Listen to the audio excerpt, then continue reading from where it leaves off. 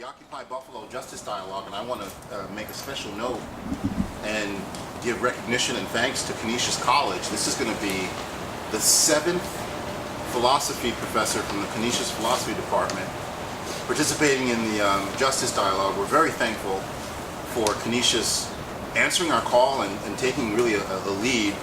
I'll just read a little blurb about the Justice Dialogue and get into Sean's talk on libertarianism. So, we, the Occupy Buffalo movement, have come together to resist the injustice of the corporate domination of our political institutions. Towards the end of changing these institutions so they are more responsive to our needs, we invite citizens of various levels of education to contribute to and benefit from an ongoing public discourse on the broad subject of justice. We believe that the democratic process that the Occupy movement has adopted carries great moral authority in its openness to all voices, its orientation towards peaceful relations, and its commitment to a pragmatic consensus. However, our democratic process stands in need of knowledge and a vision of our common well-being. This Justice Dialogue is dedicated to sharing our collective knowledge and developing a shared vision of a better future for all of us. So I want to welcome Sean Donahue Johnson, who's going to speak on libertarianism, the smaller government equal greater liberty. Well, thanks a lot. Thanks a lot for having me. Thanks a lot, everybody, for being here as well. I'm really excited to be able to share my thoughts with you and also contribute to this. So, the title of the paper is on libertarianism, the smaller government equal greater liberty. So, I'll just get started. In an interview on The Daily Show with Jon Stewart a few months ago, Ron Paul, who is the Libertarian candidate for the Republican presidential nomination, responded to a question about whether or not he is an electable figure. He said, "Some people just flat out don't understand what freedom is all about. And they don't understand how the market works. And I think that's the main reason why they're intimidated by me having a presence on the stage." When I first started thinking about the topic of this talk earlier this month, Ron Paul was just starting to rise in the polls, and now he's projected to win the Iowa caucus. He has. He has won the Iowa caucus, sorry. I believe so. I wrote this before. Yes. Has he? Yeah. Good. All right. Interesting. Well, So now they're I need talking to about update this who's then. second. Yeah. That's what the media is focusing on, actually. Okay, whether he'll win the nomination is, of course, another question. But either way, his current popularity provides us with as good an occasion as any for discussing the concept of liberty. So what does liberty or freedom mean for libertarians like Ron Paul? And what is it about the libertarian conception of liberty that is so intimidating?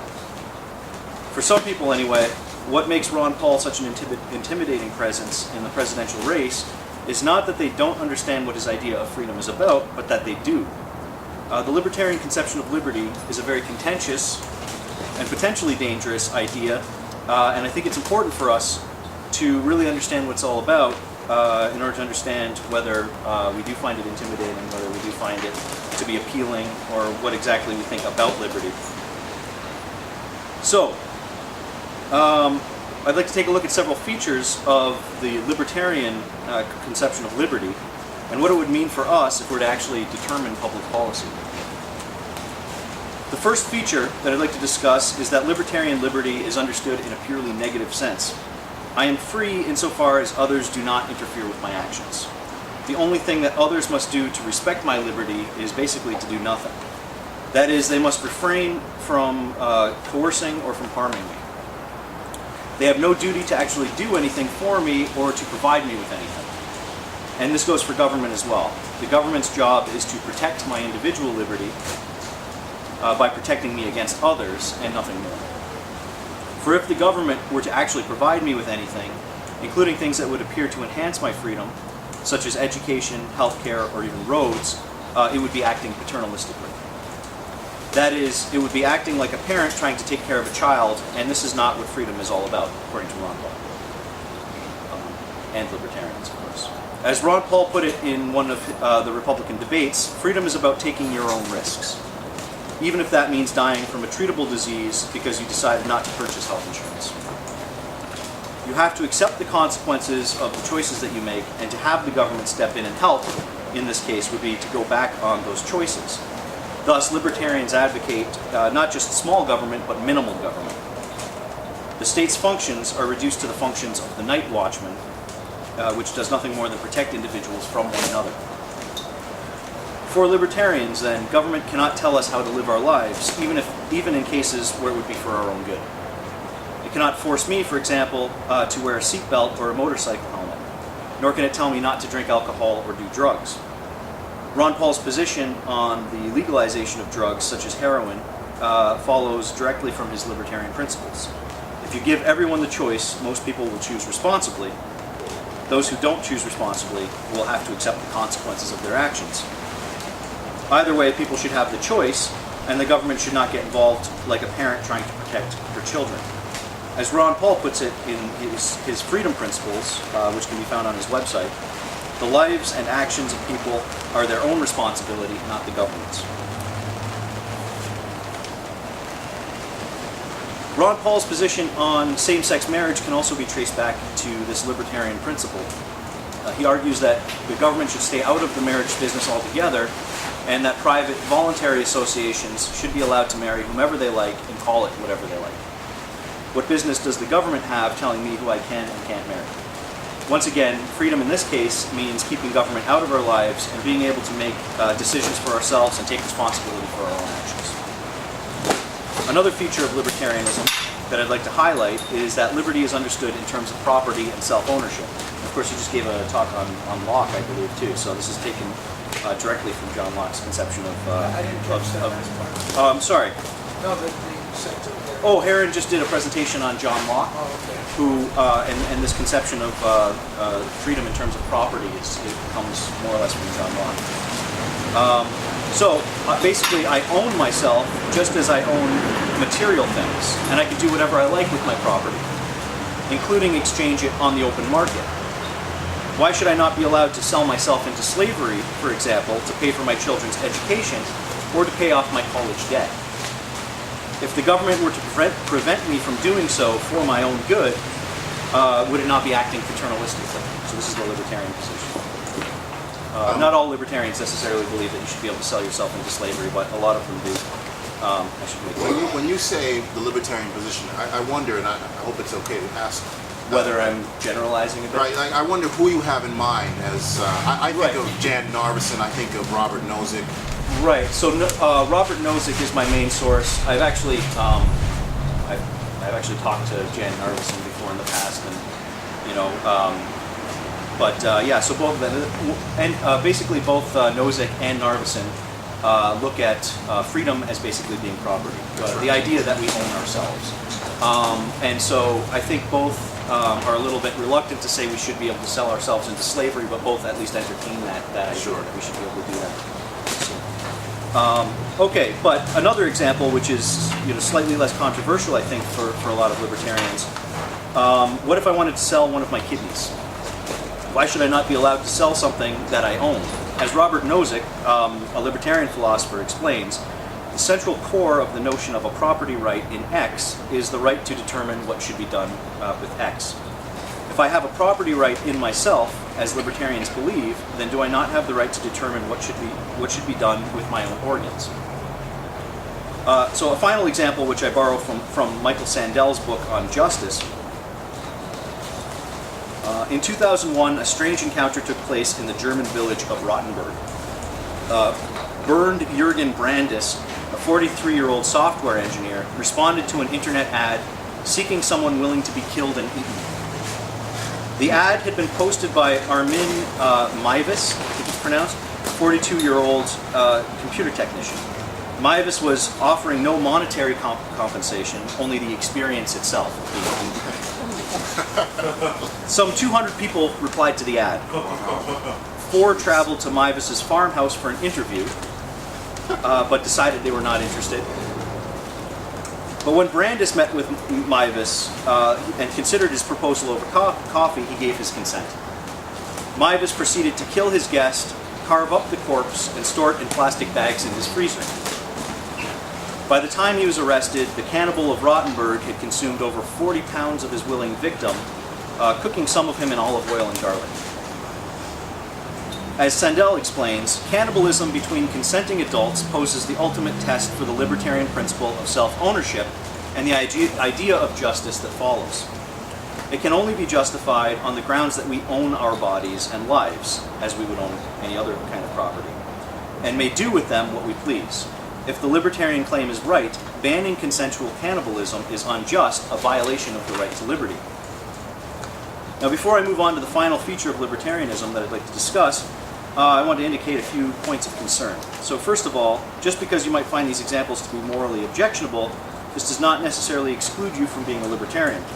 After all, to believe that people should be free is to believe that people should be free to do things that others might find morally objectionable.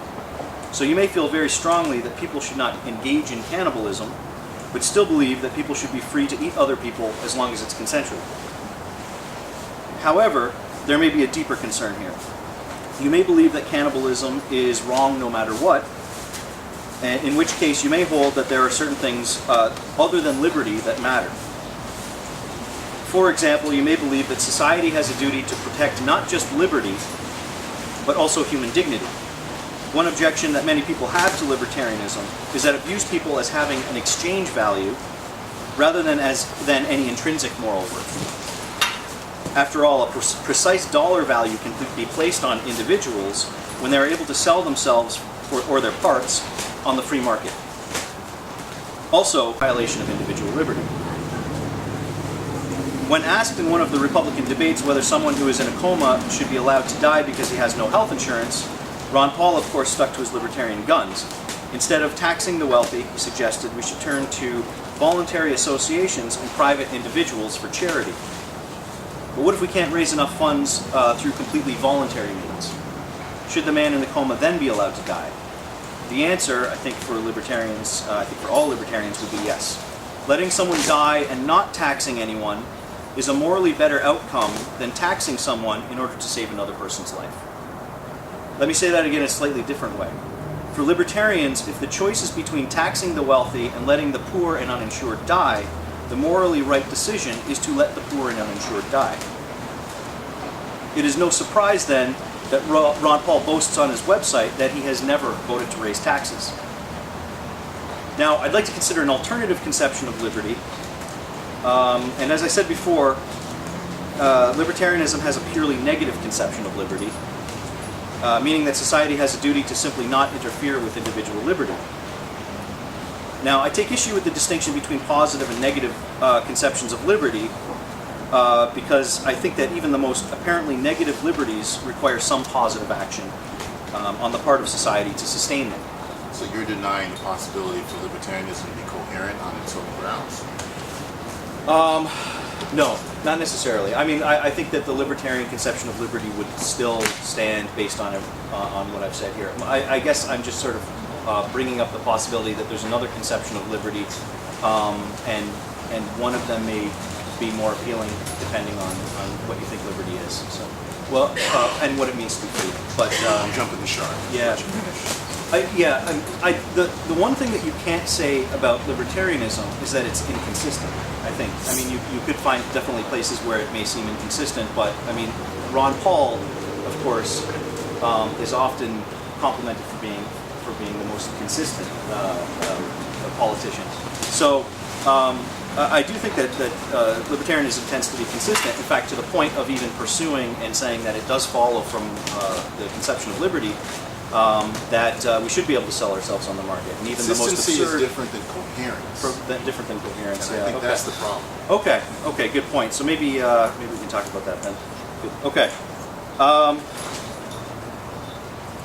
So take freedom of conscience, for example. For me to be able to have my own beliefs and opinions, free from the interference of others, it is not enough for society simply to refrain from harming or coercing me.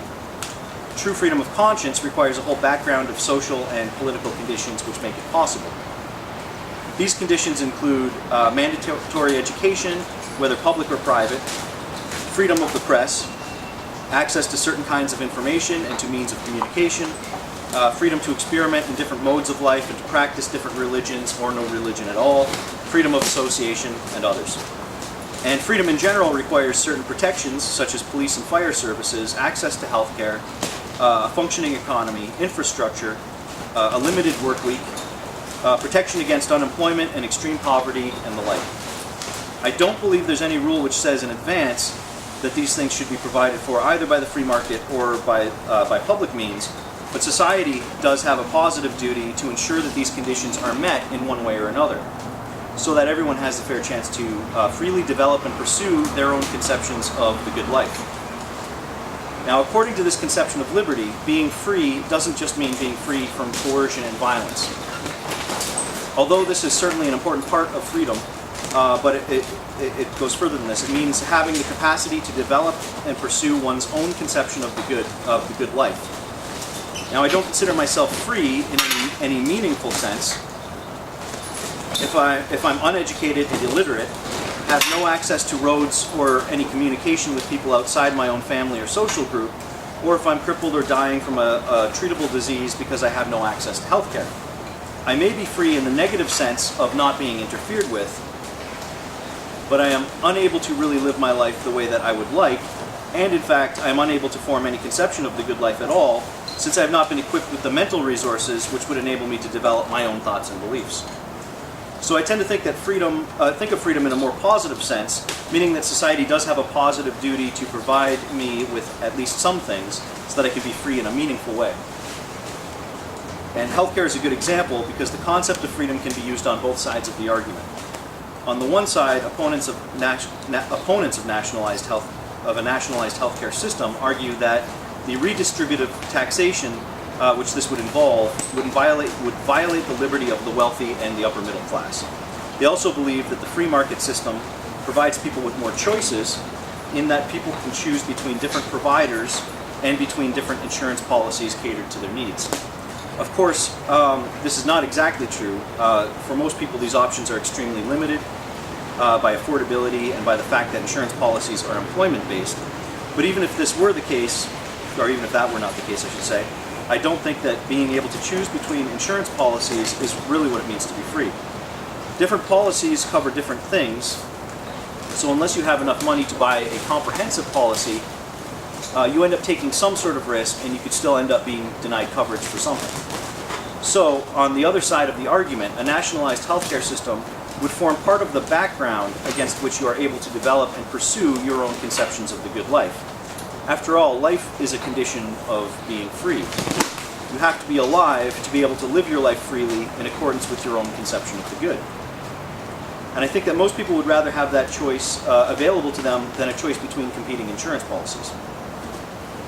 One final thought, which I think is relevant, Ron Paul believes that we should deregulate the private sector entirely.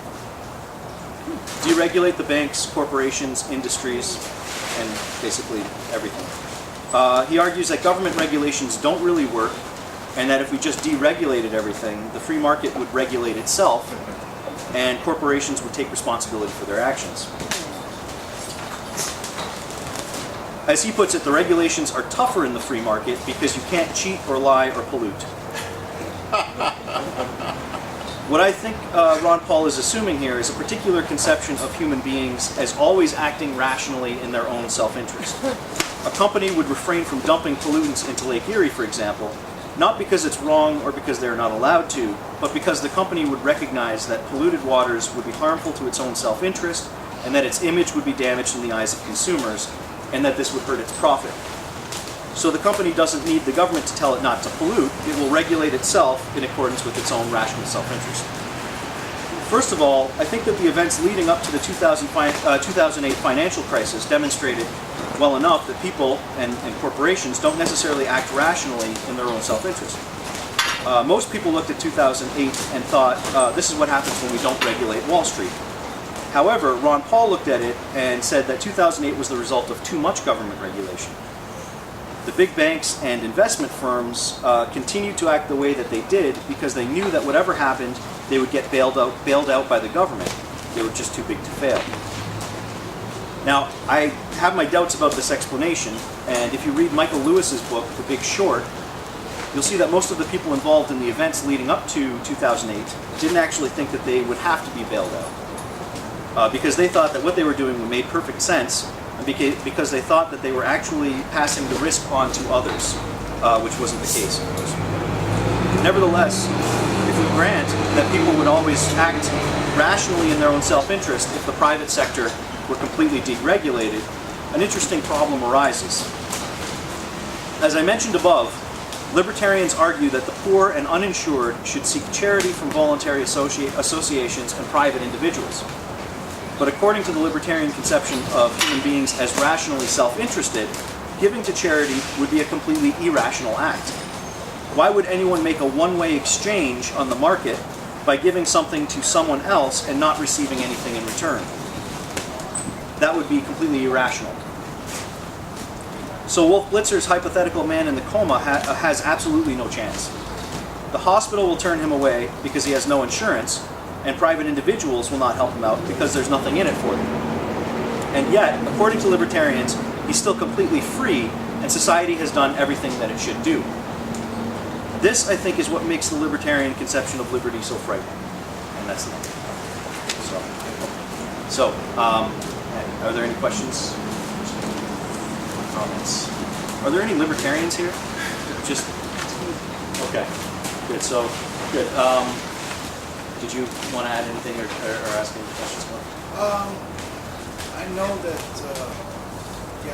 some of those examples were the extreme, and then also the association where it seems like it's irrational. I mean, where you give the example of charity, the irrational is that sometimes it's in your best interest to be charitable to others because they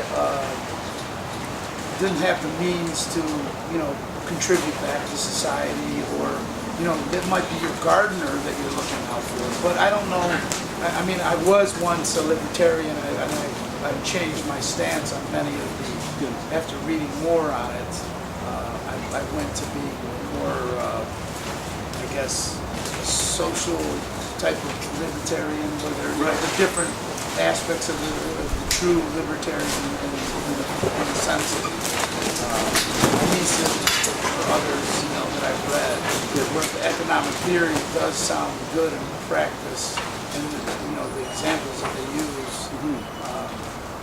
But I mean, I've never heard some of those examples. I was like, oh my goodness, you have the right to sell yourself as a slave and things like that. Well, it's some of the more extreme scare, consequences of pursuing the principles to their, more extreme ends. Certainly, I don't think Ron Paul would actually propose, being able to sell our organs. I don't think, if he were president, not only would he not probably propose it, he wouldn't be able to pass any legislation on that. But, I mean, it is interesting to sort of know, I think, what exactly he means by liberty, and whether or not there are other, alternative conceptions of liberty, and whether Ron Paul, of course, has, the ultimate conception of liberty. Yeah, thanks a lot. I didn't mean to put you on the spot or anything, but no. I mean, I did run for office as a libertarian, as a big L. Yeah. And then I moved to a small L. Yeah. And then now I consider myself no party affiliation, where I as a free man, I can choose my associations and,